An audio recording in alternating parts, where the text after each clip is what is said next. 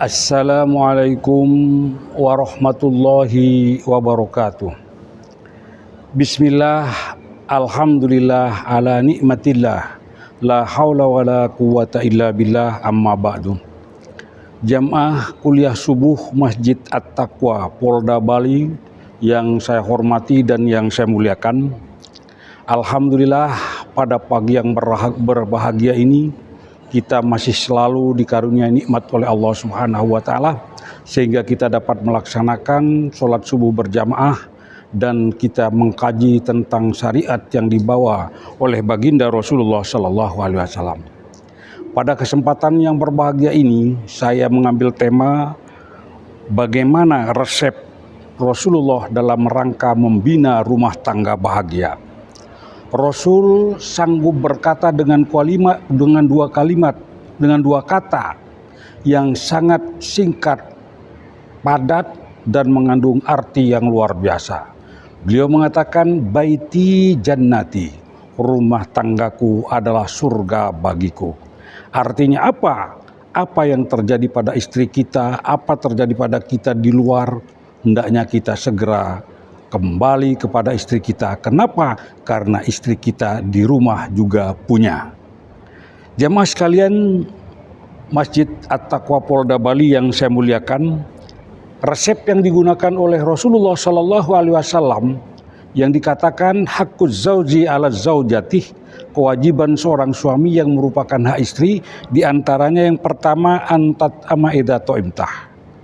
Seorang suami berkewajiban memberikan makan istrinya seperti yang dimakan oleh suaminya.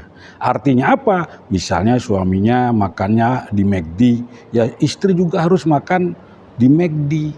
Jangan nanti suami makan di McD atau makan nasi padang, istrinya di rumah sementara makannya kangkung terus sama telur palsu lagi campur bawang goreng dan lain sebagainya.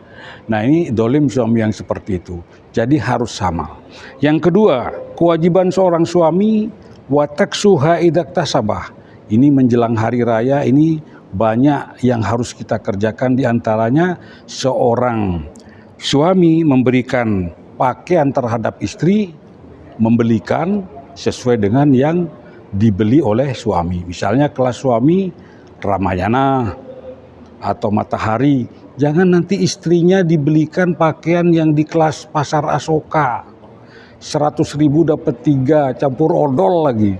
Nah, suami yang seperti ini namanya dolim terhadap istrinya. Jadi harus sama, paling tidak nilai kualitasnya itu misalnya Ramayana ya sama-sama Ramayana.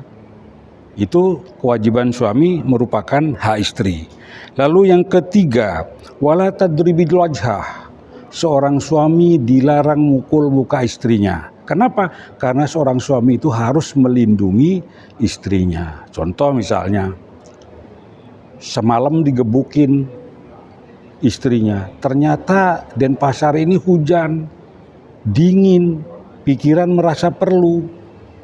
Dikelonin lagi istrinya. Kata istrinya, tadi aku digebukin benjol semua. Ini sekarang dikelonin juga. Apa ndak malu kalau sampai istri sempat berkata seperti itu didengar oleh seorang suami. Yang terakhir, wala tahjur illa bil wala tuqabbih. Jangan menjelek-jelekan istrinya. Misalnya istri kita cantik, ditanya oleh teman kita, ya katakan cantik. Jangan nanti ada embel-embel, tapi sayang. Kenapa? Kalau tidur ngiler. Nah itu kan namanya ya rahasia perusahaan. Jangan sampai dibongkar yang seperti begitu itu. Yang terakhir, wala tahjur illa fil bait. Kalau tengkar sama istri, jangan sampai ngusir istrinya pulang ke rumah mertua. Cukup pisah tempat tidur. Kamar satu, turun dari tempat tidurnya, suami tidur di bawah. Kalau malam-malam nanti pikiran berubah, merasa perlu, tinggal naik ke atas tempat tidur. Itu logika Rasulullah Sallallahu Alaihi Wasallam. Lalu kewajiban seorang seorang istri, hak daripada suami.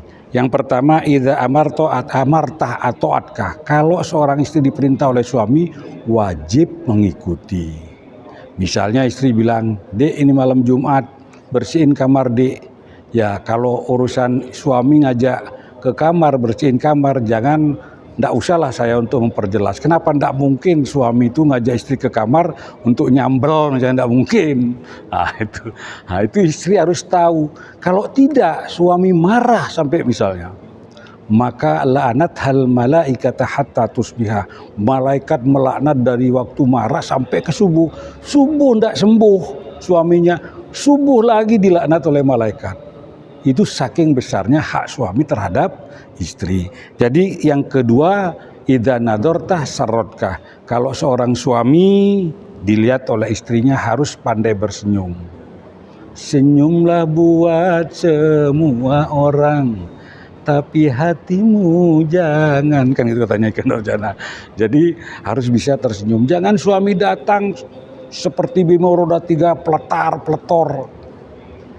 Jadi kayak Bima roda 3 ndak bawa setoran. Nah kalau istri sudah peletar-peletor sama suami, sehingga suami misalnya nanti ndak kerasan di rumah, siap-siap aja ditambah istri lagi.